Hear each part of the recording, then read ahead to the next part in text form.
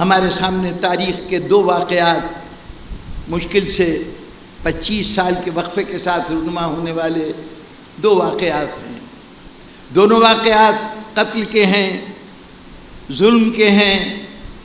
دونوں واقعات میں بظاہر دشمن نے گھیر کر اپنے نشانے کو، جس کو وہ مارنا چاہتا تھا، اپنے ہدف کو انجام کار موت سے دوچار کیا۔ ایک واقعہ کربلا کا واقعہ ہے، اور ایک اس سے 25 سال پہلے سرزمین مدینہ میں رونما ہونے والا حضرت عثمان کا قتل ہے۔ یہ دونوں قتل ہیں۔ اب ان دونوں کا ہی موازنہ کر لیجئے تو سمجھ میں آ جائے گا کہ حالت جبر میں ہونے والا واقعہ کیا ہوتا ہے اور ارادے سے ہونے والا واقعہ کیا ہوتا ہے۔ حضرت عثمان کے قتل کے اس واقعے کی جو تفصیلات ہمارے سامنے ہیں، اس میں صورت یہ ہے کہ 40 دن کا مسلسل محاصرہ ہے۔ حضرت عثمان اپنے حرم، اپنے دارالخلافہ، اپنی اس حد میں کہ جو ان کی رہائش کی جگہ تھی اس میں محصور ہو چکے ہیں۔ باغیوں نے گھیر لیا ہے۔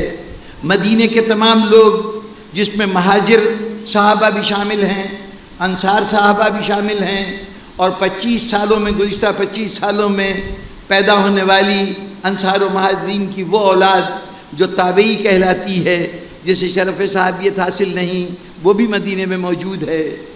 ان سب کا مسلسل خاموش رہنا اور حضرت عثمان کا مارا جانا، ان کی خاموشی، اب اس کا سبب کچھ بھی ہو سکتا ہے کہ وہ جو باغی تھے وہ اتنے طاقتور تھے کہ یہ آواز نہیں اٹھا سکتے تھے، ہرچند کہ ہم صحابہ کرام کے متعلق یہ گمان نہیں کر سکتے کہ مصر اور عراق سے آئے ہوئے افراد کا چھوٹا چھوٹا گروہ جس نے آ کے کچھ اپنے مطالبات دربار خلافت میں پیش کیے تھے، وہ اتنے طاقتور ہوں گے کہ ہمارے انتہائی جری اور جید صحابہ کو خاموش کر دیں گے اور وہ حق کے لیے آواز نہیں بلند کر سکیں گے۔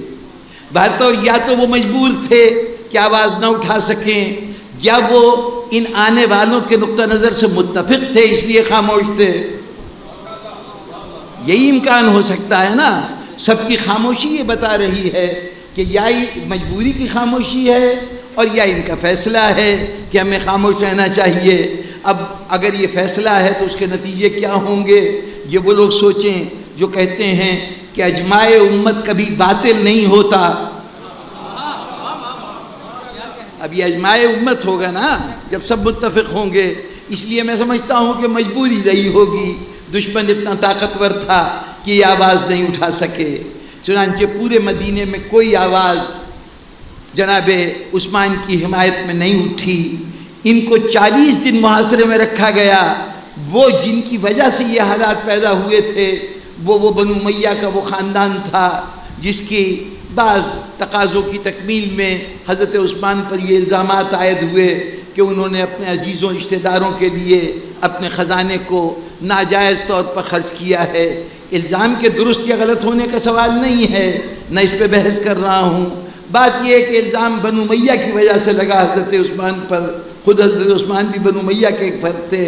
انہوں نے اپنے خاندان کو فائدہ پہنچایا، جائز طور پر یا ناجائز طور پر، لیکن وہی وجہ اختلاف بنے اور لوگوں نے اسی وجہ سے مظاہرہ کیا۔ لیکن وہ بنو امیہ جو حضرت عثمان کے خزانے سے فیض پا رہے تھے، جو ان کی نعمتوں سے فیضیاب ہو رہے تھے، ان میں سے ایک فرد بھی حضرت عثمان کی حمایت میں دشمنوں سے نہ لڑنے پہ آمادہ ہوا نہ میدان میں آیا۔ حضرت عثمان کا اپنا داماد جو مرکزی حیثیت رکھتا ہے اس سارے ہنگامے کی بنیاد ہے، مروان ابن حکم، وہ پراسرار طور پر بالکل منظر سے غائب ہو گیا۔ خدا جانے وہ کہیں چھپ گیا یا کیا کیا۔ اس ساری کیفیت میں ایک سلطنت شام میں بنو امیہ کی سلطنت قائم تھی، معاویہ اس کے حکمران تھے۔ 40 دن بہت بڑا عرصہ ہوتا ہے۔ انہوں نے خلیفہ کی حمایت کے لیے فوج کا ایک دستہ بھیجا، اور اس دستے کو خدا جانے ہدایات تھیں یا کیا بات تھی کہ وہ دستہ مدینے سے کچھ فاصلے پہ ذات العرق کے مقام پر آ کے قیام پذیر ہو گیا، اور اس وقت تک خیمہ زن رہا جب تک حضرت عثمان مارے نہیں گئے، حضرت عثمان قتل ہو گئے تو یہ گروہ جیسے آیا تھا اسی اہتمام سے واپس دمشق چلا گیا۔ یعنی کسی فرد نے حضرت عثمان کی مدد نہیں کی۔ اب حضرت عثمان اس حالت میں یوں مارے جائیں کہ اپنے دفاع کے لیے تلوار بھی اٹھانے کا موقع نہ ملے، نہ دفاع کی کوشش کریں، تو ہم یہ کہہ سکتے ہیں کہ حضرت عثمان حالات کے جبر کا شکار ہوئے اور وہ حالت مجبوری میں مارے گئے۔ یہ سمجھ میں آتا ہے کہ یہ مجبوری کا قتل تھا، بے بسی کا قتل تھا، اس میں حضرت عثمان کا کوئی رول نہیں ہے۔ اگر انگریزی الفاظ پوری طرح سمجھا سکیں بات کو تو میں عرض کروں کہ یہ پیسو واقعہ ہے قتل ہونے کا، جس میں سارا کردار قاتلوں کا ہے، مقتول کا کردار سوائے گردن پیش کر دینے کے اور کچھ نہیں ہے۔ لیکن کربلا کے سلسلے میں پیسو واقعہ نہیں ہے۔ دیکھیے کربلا کی 3 تعبیریں مختلف انداز سے کی گئیں۔ کچھ لوگوں نے جو شدید مخالف تھے امام کے اقدام کے، انہوں نے کہا کہ امام نے حاکم وقت کے خلاف بغاوت کی۔ کچھ وہ لوگ جو ذرا اعتدال سے کام لے رہے تھے لیکن امام حسین علیہ السلام کے اس اقدام میں امام حسین کو حق بجانب بھی نہیں سمجھتے تھے، انہوں نے کہا کہ امام نے خروج کیا، یہ خروج ان کا ذاتی فیصلہ تھا، یہ ان سے اجتہادی غلطی ہوئی، لیکن امام نے خروج کیا۔ تیسرا وہ گروہ جو مقصد امام سے اتفاق رکھتا ہے اور امام کے اقدام کو حق بجانب سمجھتا ہے، وہ کہتا ہے کہ امام نے قیام کیا۔ بغاوت حسین، خروج حسین، قیام حسین، یہ 3 لفظ استعمال ہوئے کربلا کی تعبیر کے لیے۔ ذرا غور فرمائیے، بغاوت کرے گا تو اقدام باغی کا ہوگا، یہ فیصلہ باغی کا ہوگا کہ مجھے بغاوت کرنی ہے۔ خروج ہوگا تو یہ فیصلہ خروج کرنے والے کا ہوگا، قیام ہوگا تو یہ فیصلہ قیام کرنے والے کا فیصلہ ہوگا۔ آپ نے جبر کی کیفیت میں مارے جانے کا واقعہ سن لیا، اور یہ حسین کا واقعہ ایسا ہے کہ اس کے جتنے بھی پہلو ہیں جس رنگ میں بھی بیان کیا گیا وہاں ساری ذمہ داری حسین پہ ڈالی گئی، یعنی یہ فیصلہ حسین کا ہے کہ انہیں اس راہ کو اختیار کرنا ہے اور اپنی جان کو قربان کرنا ہے۔ سبب کی تعبیر کچھ کیجئے، یہ طے ہو گیا کہ حسین کا اقدام پیسو نہیں ایکٹیو اقدام ہے، یہ اقدام ہے، یہ کہیں حالات کا نشانہ بن کر حسین نہیں مارے گئے، وہ اس واقعات کا جبر کا نشانہ بن کے حسین نہیں مارے گئے، بلکہ حسین کا اپنا فیصلہ ہے کہ وہ راہ حق میں جان دیں۔ اچھا، جب یہ حسین کا اپنا اقدام ہے تو اس اقدام کو کیسے سمجھا جائے؟ مقصد حسین کیا تھا؟ کیونکہ اگر اقدام حسین کا ہے تو پھر مقصد بھی ضرور ہوگا، اقدام ہوگا تو مقصد ہوگا۔ بے بسی میں مارے جانے والے کے سامنے کوئی مقصد نہیں ہے، اسے تو بہر صورت تلوار کا نشانہ بننا ہے، لیکن جسے اپنے راستے کا تعین خود کرنا ہے وہ یقیناً کوئی نہ کوئی اپنے سامنے نصب العین رکھتا ہوگا، کوئی مقصد رکھتا ہوگا، کوئی گول رکھتا ہوگا جسے وہ حاصل کرنا چاہتا ہے۔ حسین کا مقصد کیا تھا؟ جنہوں نے حسین پہ بغاوت کا الزام لگایا انہوں نے کہا حسین کا مقصد یہ تھا کہ وہ تخت یزید پہ قبضہ کرنا چاہتے تھے، یزید کے خلاف علم بغاوت بلند کر رہے تھے۔ جناب والا، یہ اتنا کمزور بات تھی کہ اس کی شہادت اس کو نہ دنیا کے کسی مسلمان نے مانا اور نہ غیر مسلم نے تسلیم کیا۔ جس کے سامنے یہ بات کی گئی کہ حسین اقتدار کے لیے اٹھے تھے، تخت پہ قبضہ کرنے کے لیے اٹھے تھے، ان کے سامنے اس سوال کا جواب جو علامہ اقبال نے بھی اٹھایا اور بہت سے مورخین نے بھی اٹھایا کہ اگر حسین کو یہ جنگ کرنی تھی تخت کے حصول کے لیے تو اپنے ساتھ بچوں کو لے کے کیوں گئے، عورتوں کو لے کے کیوں گئے؟ سب سے زیادہ مکے میں اس بات کی گنجائش تھی کہ ساری دنیا کے حاجی صاحبان تشریف لائے ہوئے ہیں، امام حسین حج سے 1 دن پہلے مکے سے سفر کر رہے ہیں، کم از کم وہاں کہہ سکتے تھے آؤ میرے ساتھ فوج میں شامل ہو جاؤ، جماعت میں شامل ہو جاؤ۔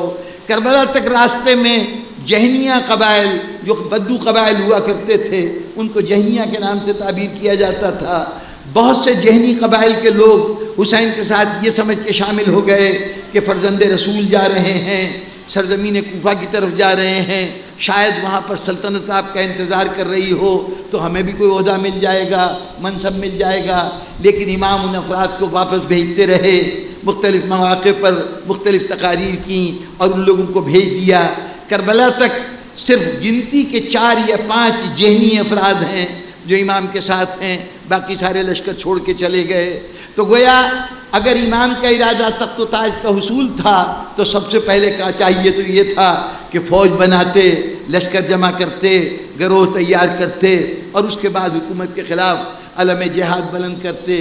لیکن ایسا کوئی قدم نہ ہونا، اس بغاوت کے الزام کو تو کوئی تقویت نہیں ملی، دنیا نے تسلیم نہیں کیا۔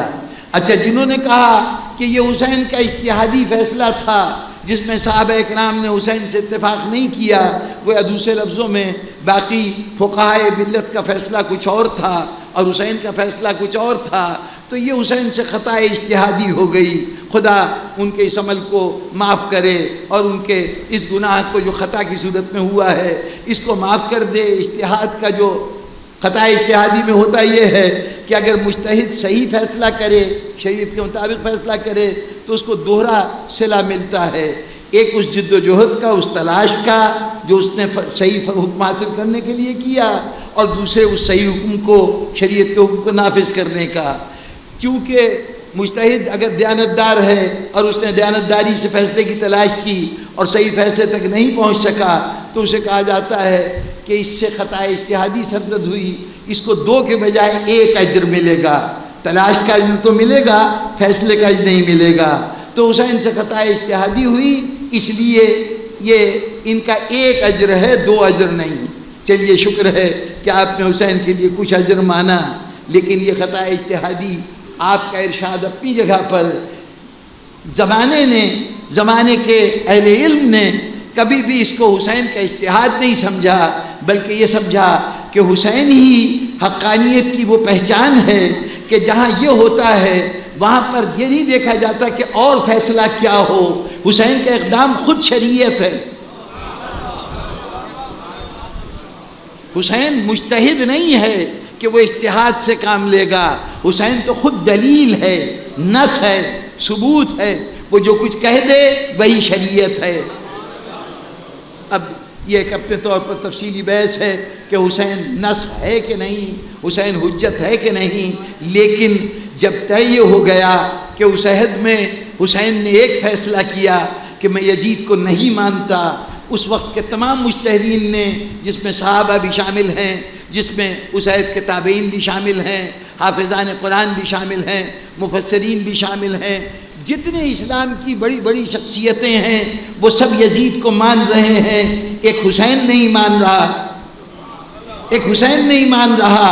اگر آج انسانیت یزید کو خلیفہ برحق مانتی ہے تو حسین سے خطا اجتہادی ہوئی، لیکن اگر آج یہ طے ہے کہ حسین کا فیصلہ صحیح تھا اور یزید برحق نہیں تھا تو اب اس کو خطا اجتہادی نہ کہو، یہ کہو کہ تمام صحابہ ایک طرف ہوں، اگر حسین کا فیصلہ اس کے خلاف ہو تو سب کے فیصلے قبول نہیں ہوں گے، حسین کا فیصلہ قبول ہوگا۔